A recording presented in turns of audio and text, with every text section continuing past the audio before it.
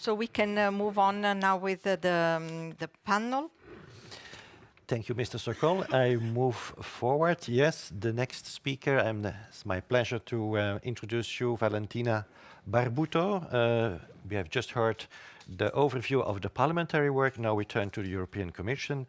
Valentina is a policy officer at DG Santé for several years. She's several years there, and her focus is on HTA. Please, Valentina, come forward. Do you have slides? Yeah. Yes. And you see the slides here. Yes. Thank you, everyone. So thank you to the European Access Academy for inviting the Commission, to the Cancer Patients Europe, European Hematology Association, and thank you to Recife Inami for having us here.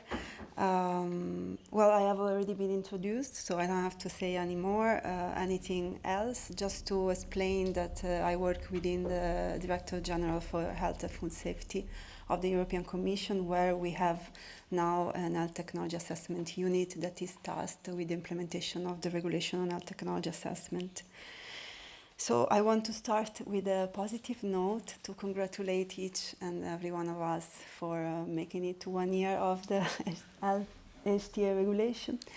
I think for some it feels like ages that we are working on this, but in the end it's only 1 year that we are into application. And I want to say this not only for congratulating everyone, but also because we are kind of the new player. So we are learning to walk as we speak and to learn in this world. So just to keep in mind this element when we discuss for the rest of the discussion today. So from the last convention to which I had the pleasure to speak to, I think it was the 6th of November, what happened, we had a lot of meetings, including 2 coordination group meetings at the end of November and in February, and about 16 subgroup meetings. These are only the official meetings, and about half of these were meetings of the subgroup for joint clinical assessment. Then we had also 2 webinars. You know that the Commission is co-organizing with member state webinars to explain what we are doing and raising awareness and update, especially health technology developers and also experts on patients. We had 2, one in December and one in February, and the one in December was the first one that we did for developers of medical devices. We also published both the coordination group work program for this year, but also for the first time the annual report for the first year of the application, and the public version of the emerging health technology report. Everything, all of this can be found on our website on the Europa page. So getting to the main tasks, so we have updated today the table that we have on our website for the number of joint clinical assessments ongoing, and we have now 15 of them. Here, this map is taken from the annual report of the coordination group. It shows the countries that have stepped up for being an assessor and co-assessor on one of the joint clinical assessments. So we have quite a nice distribution, I think, so far. What I can say is that I think we have about 4 ATMPs, and also nearly half of the products also have already orphan designations. We have quite a distribution in terms of big companies, small companies, and we are close to finalizing the first joint clinical assessment report. So this will be up for endorsement soon as the product is also authorized by the Commission. And other 2 are coming up. The other 2 products have already received the opinion from the CHMP committee at EMA. Then we also are working a lot to prepare for the start of the work on medical devices, and this will also start in 2026. On joint scientific consultations, again, we have 9 countries leading on this. In 2025, member states selected 4 products to go through joint scientific consultations, and 4 of these procedures were in parallel with the provision of scientific advice from EMA And we almost completed all of them. And some additional details on the consultations that were completed are also included in the annual report from the coordination group. For 2026, 4 request periods will be opened. So one is concluded, one is ongoing until the end of April, and other 2 will be opened. So if a company wants to request a consultation, they have to do so during one of these consultation request periods. Then, as I updated last time on the experts, here you have some updated numbers. What I wanted to say is that we have now a dedicated page on our website detailing opportunities for experts, and we have the member states, they have consulted the stakeholder network on the templates for individual expert inputs. And we also will be providing soon a certificate for participation to the experts involved in the joint work. On the IT platform, just to say that this is the way we exchange confidential information. So we create secure spaces for the company to upload their documents there, and no confidential information has to be shared via email.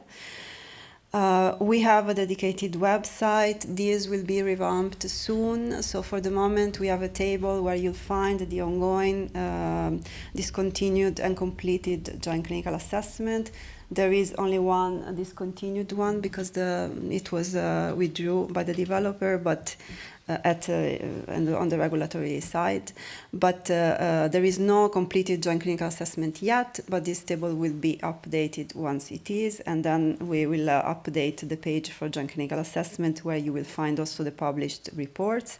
You already have some Q&As published, and the Q&A on methodological aspects will also be updated soon.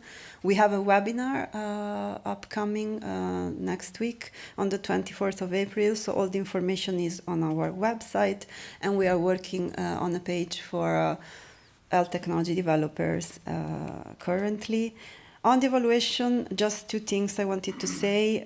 One, as usual, we say there is the article in the regulation that details that especially we have to tackle 3 main aspects that are the ones that you see in the slide, but this is not all of it.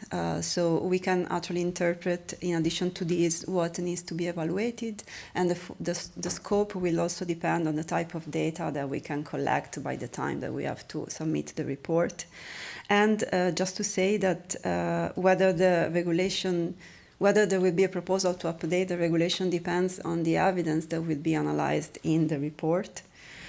We just had yesterday a meeting of the evaluation working group under the stakeholder network, where we started discussing some of the documents that we are producing in the context of the evaluation, and we are working closely with member states via the health of HTA agencies on the national reporting. In terms of public consultation in 2026, you should expect both the call for evidence and the public consultation, one after the other.